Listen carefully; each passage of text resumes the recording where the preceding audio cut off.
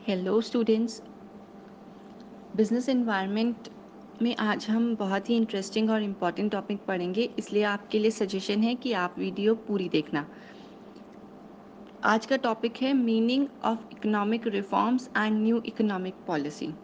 तो सबसे पहले जान लेते हैं कि रिफॉर्म का मतलब क्या होता है। अगर हम सिंपल लैंग्वेज में समझें तो रिफॉर्म का मतलब है अपनी डायरेक्शन को चेंज करना। पहले हम जिस डायरेक्शन में जा रहे थे उसको छोड़कर अब हम दूसरी डायरेक्शन में जाएंगे, इसको कहते हैं रिफॉर्म। तो अब जानते हैं इकोनॉमिक रिफॉर्म का मतलब क्या हुआ। पहले हम जो पॉलिसीज़ इम्प्लीमेंट कर रहे थे, पहले हमारे पास जो इकोनॉमिक पॉलिसीज़ हैं उनको हटा के नई इकोनॉमिक पॉलिसीज़ को इम्प्लीमेंट करना, उसको हम कहेंगे economic reform. Economic reforms refers to a set of economic policies directed to accelerate the pace of growth and development. Economic reform क्या होता है? एक सेट ऑफ इकोनॉमिक पॉलिसीज़ जिनको हम इसलिए इस्तेमाल में लाते हैं ताकि एक्सेलरेट हो जाए pace of growth and development.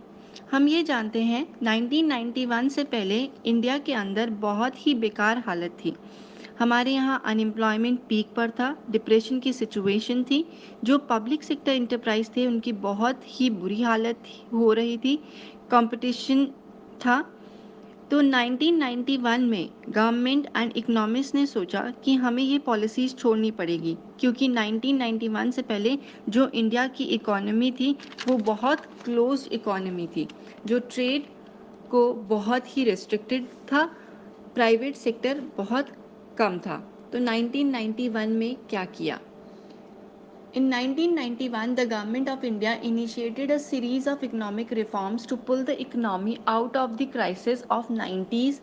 These reforms came to be known as New Economic Policy. Three broad components of new economic policy are. 1991 में जो इकोनॉमिक रिफॉर्म्स हुए उन्हीं को कहते हैं न्यू इकोनॉमिक पॉलिसीज़। और हमारे पास जो न्यू इकोनॉमिक पॉलिसीज़ थी उनके थ्री ब्रॉड कंपोनेंट्स में क्लासिफाई किया गया है। पहला component, the policy of liberalisation in place of licensing for the industries and trade. 1991 से पहले लाइसेंसिंग होता था इंडस्ट्रीज और ट्रेड पर भी, अब इसी लाइसेंसिंग को हटाकर लिबरलाइज किया गया। लिबरल यानी कि फ्री कर दिया गया।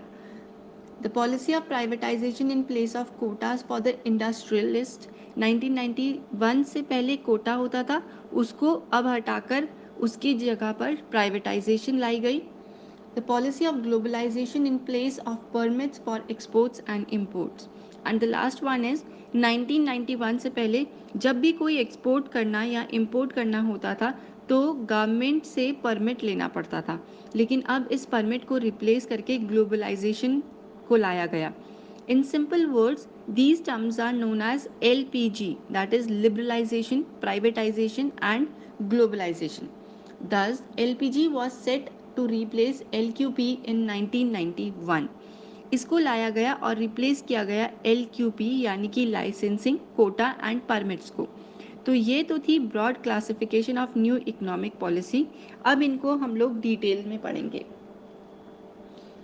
Elements of new economic policy. Branches of new economic policy. The new economic policy is further classified as liberalization, privatization and globalization. New economic policy का सबसे इम्पॉर्टेंट एलिमेंट था लिबरलाइजेशन, क्योंकि जब लिबरलाइजेशन होगा तभी हम प्राइवेटाइजेशन और ग्लोबलाइजेशन के बारे में सोचेंगे। तो लिबरलाइजेशन का मतलब है अपने आप को फ्री करना। 1991 से पहले प्रोड्यूसिंग यूनिट्स को परमिशन लेनी पड़ती थी कि मुझे क्या प्रोड्यूस करना है और कितना प्रोड्यूस करना है, लेकिन लिबरलाइजेशन की वजह से फ्रीडम हो गई। प्रोड्यूसर्स जितना चाहता था उतना वो प्रोड्यूस कर सकता था, उसके ऊपर कोई भी लिमिट इम्पोज नहीं की गई। अब लिबरलाइजेशन के क्या इफ़ेक्ट पड़े और क्या क्या रिफॉर्म्स हुई उसके डिटेल में पढ़ते हैं। सबसे पहले इंडस्ट्रियल सेक्टर में पढ़ते हैं कि क्या क्या रिफॉर्म्स आए। सबसे पहले हुआ abolition of industrial licensing in July 1991। A new industrial policy was announced. It abolished the requirement of licensing except for the following 5 industries: liquor, cigarette, defence equipments, industrial explosive and dangerous chemicals. 1991 में industrial licensing को ख़त्म कर दिया गया। उस time पर सिर्फ 5 industries पर कंपलसरी लाइसेंसिंग रखा गया, बाकी सारी तमाम इंडस्ट्रीज़ से लाइसेंसिंग को ख़त्म कर दिया गया। वो 5 इंडस्ट्रीज़ जिनके लिए लाइसेंसिंग कंपलसरी था वो हैं liquor, cigarettes, defence equipment, industrial explosive and dangerous chemicals. इन सब इंडस्ट्रीज़ पर लाइसेंस रखा और सारी इंडस्ट्रीज से लाइसेंस हटा दिया गया। Second point, contraction of public sector. Under the new industrial policy, number of industries reserved for public sector was reduced from 17 to 8. In 2010-11, the number of these industries was reduced merely to 2, atomic energy and railway. New industry policy के अंदर जो industries public sector के लिए reserve रखी गई थी, जैसे कि रेलवेज आज भी रिजर्व है पब्लिक सेक्टर के लिए, तो उस टाइम में 17 इंडस्ट्रीज थी और उनको रिड्यूस करके 8 इंडस्ट्रीज को रखा गया। और साल 2010 और 11 में नंबर ऑफ इंडस्ट्रीज को रिड्यूस कर दिया गया और अब सिर्फ 2 ही इंडस्ट्रीज रिजर्व हैं पब्लिक सेक्टर के लिए, वो है atomic energy and railways. The third one is expansion of production capacity. Earlier production capacity was linked with licensing. Now what to produce and how much to produce was now a matter of producer choice depending on market conditions. 1991 से पहले जो production करनी होती थी वो licence पर होती थी और वहाँ पर कोटा फिक्स होता था, लेकिन न्यू इकोनॉमिक पॉलिसी या इंडस्ट्रियल पॉलिसी के आने के बाद जो कोटा था उसको हटा दिया गया। क्या प्रोड्यूस करना है और कितना प्रोड्यूस करना है वो बिल्कुल फ्री रहा मार्केट कंडीशन पर। जितना डिमांड और सप्लाई होगी उस पर डिपेंड होगा, इस पर कोई भी इंटरफेरेंस नहीं होगा गवर्नमेंट का। अब आगे बढ़ते हैं कि फाइनेंशियल सेक्टर में क्या क्या लिबरलाइज किया गया, क्या क्या फ्री किया गया। तो financial sector includes banking and non banking financial institutions, stock exchange market and foreign exchange market. अगर हम इंडिया की बात करें तो फाइनेंशियल सेक्टर या तो बैंकिंग है या नॉन बैंकिंग फाइनेंशियल इंस्टीट्यूशन है, या तो स्टॉक एक्सचेंज मार्केट है या फिर फॉरेन एक्सचेंज मार्केट है।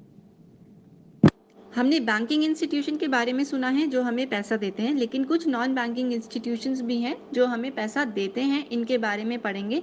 For example Bajaj finance, Muthoot finance etcetera.